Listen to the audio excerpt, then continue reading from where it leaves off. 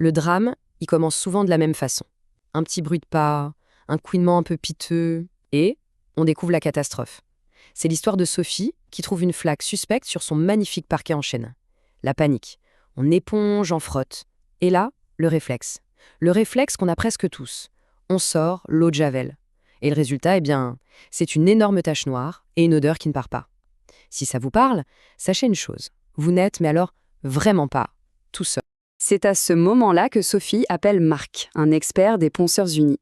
Elle est au bout du rouleau, persuadée que l'âme de sa maison est fichue. Marc, lui, il reste calme. Il sait que la vraie bêtise, ce n'est pas la flaque, c'est la réaction juste après.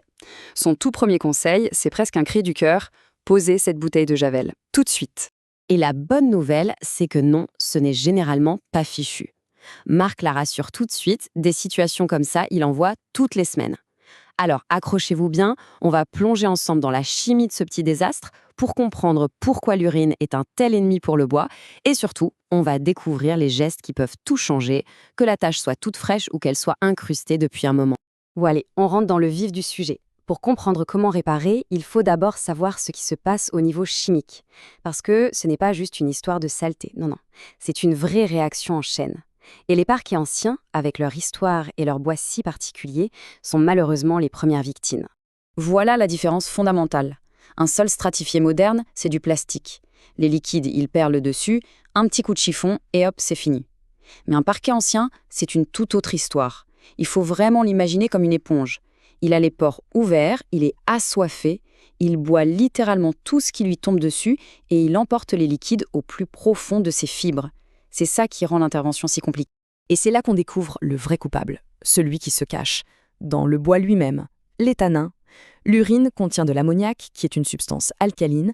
Quand cet ammoniac s'infiltre dans le bois et qu'il rencontre les tanins du chêne, eh bien il ne fait pas que tacher. Non, il provoque une véritable brûlure chimique. Cette couleur noire qui apparaît, ce n'est pas de la saleté, c'est la cicatrice de cette brûlure.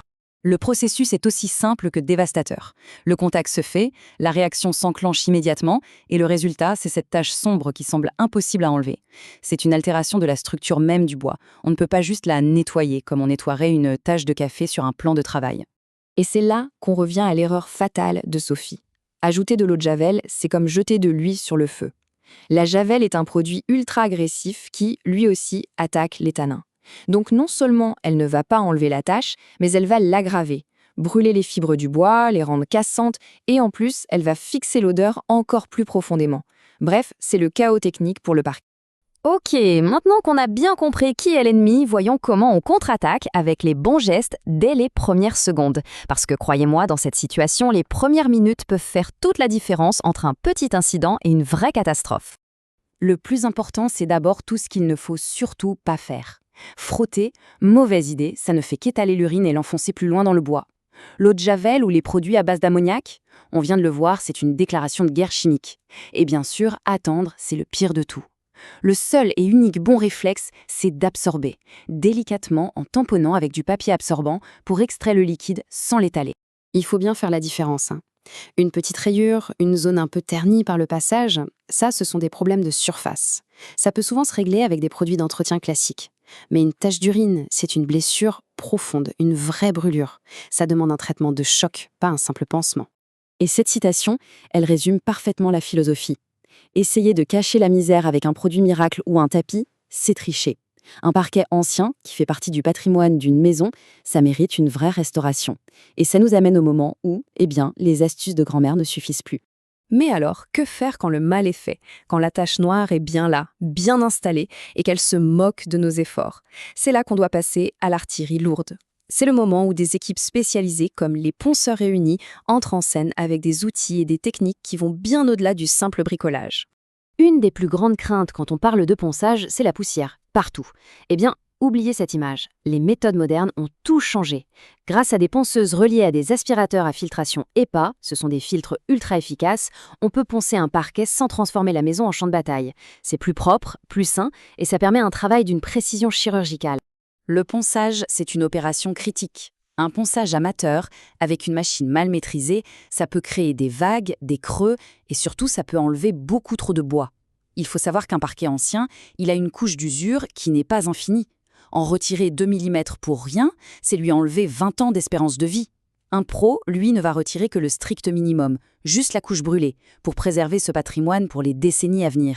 Selon la gravité des dégâts, il y a plusieurs options. Le ponçage localisé, c'est possible. Mais attention, ça risque de créer une zone plus claire que le reste, une sorte de tache de propreté. Le plus souvent, un ponçage complet de toute la pièce est recommandé pour un résultat vraiment invisible. Et si le bois est brûlé jusqu'au cœur, on peut même remplacer juste les quelques lames abîmées. Et bien sûr, l'étape finale est cruciale, la finition, qui va protéger le bois pour l'avenir. Voilà, le parquet est sauvé, il est comme neuf. Mais la bataille n'est pas tout à fait terminée. Maintenant, il faut construire les défenses pour que ça n'arrive plus.